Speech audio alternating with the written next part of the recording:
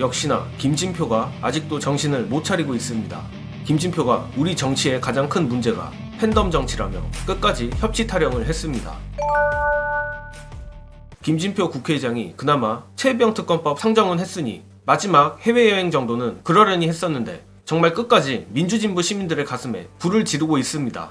김진표는 지난 5일 MBN 정운갑의 집중 분석에 출연해 여야가 팬덤 정치에 힘을 몰아서 하려 한다. 끝까지 협의하는 게 제대로 된 선진 정치의 모습이라며 22대 국회부터는 이런 정치 말고 합리적인 대화와 토론의 정치를 하고 상대방을 적이 아닌 국정 운영의 파트너로 생각해 주길 바란다라는 겉만 번지르르한 헛소리를 했습니다.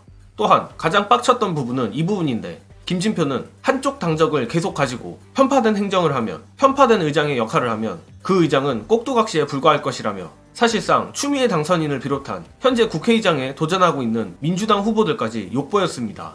정말 온갖 욕이 튀어나오려 하지만 과연 달리는 기차에서 가만히 있다고 해서 그게 방향성 없이 가만히 있는 것이냐고 김진표에게 묻고 싶습니다.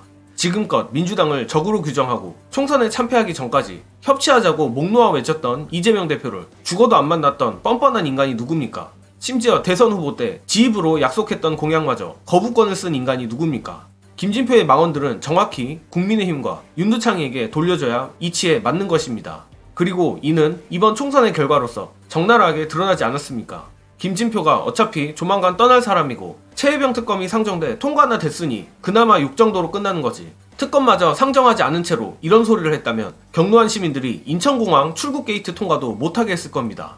역시 이것만 봐도 다가올 22대 국회가 식물이 되지 않으려면 차기 국회의장이 너무나 중요합니다. 그러나 현재 돌아가는 상황을 보면 다소 답답한 면이 있습니다.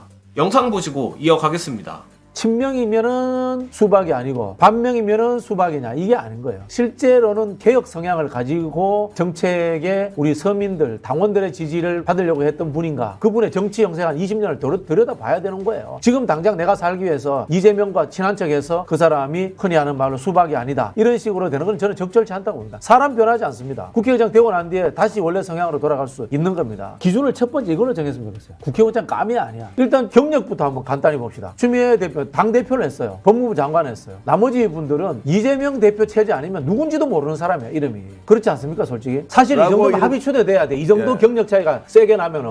한번 보세요. 지금 육선이 둘이잖아요. 한 사람은 뭐 성질이 뭐 별나든 말든 어른이야. 한 사람은 당 실무하던 사람이에요. 엄청난 차이. 그럼 사실 추대되는 게 맞아요. 뭐 예를 들어 우원식 의원이 한 6선 정도 됐다. 그러면은 좀 정치적 웨이트가 있단 말이야. 근데 우원식 의원은 선수가 떨어진단 말이야. 근데 지금 굉장히 경쟁하는 상황으로 가잖아요. 이게 자체가 당의 그런 의원 기득권이 아직도 많이 남아있다.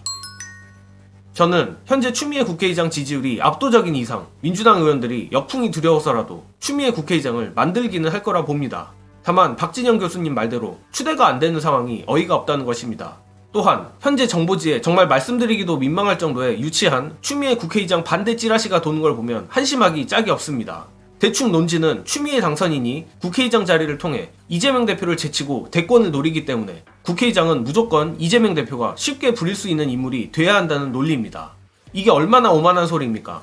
민주진보 시민들과 민주당원들을 친명이냐 아니냐만 보는 존재로 폄하하는데 현재 당원들의 지지를 받는 의원들은 단순히 친명이어서가 아니라 검찰 독재 타도라는 시대 정신을 따르고 개혁성이 있기 때문에 지지를 받는 것입니다. 예컨대 이번 총선 용인정 경선에서 이현주 당선인이 친명 중에 친명 이현우 후보를 꺾은 것만 봐도 그렇습니다. 또한 저는 이재명 대표가 차기 대권을 넉넉하게 차지할 수 있을 거라 생각하며 차지해야 한다고 생각합니다. 하지만 이를 위해선 당내 대선 경선을 흥행시킬 대권 잠룡들이 필요한 것도 분명 사실입니다. 따라서 개혁성과 선명성 경쟁이 아닌 계파 갈라치기에 절대 우리가 당하면 안 된다는 말씀을 드림과 동시에 이번 김진표의 망언 같은 꼴을 또 보지 않기 위해서라도 민주당 의원들이 개개인의 사리사욕이 아닌 당원들의 개혁에 대한 열망을 무시하지 않길, 더 나아가 두려워하길 바랍니다. 이번 영상은 여기까지 하겠습니다. 시청해주신 여러분 감사합니다.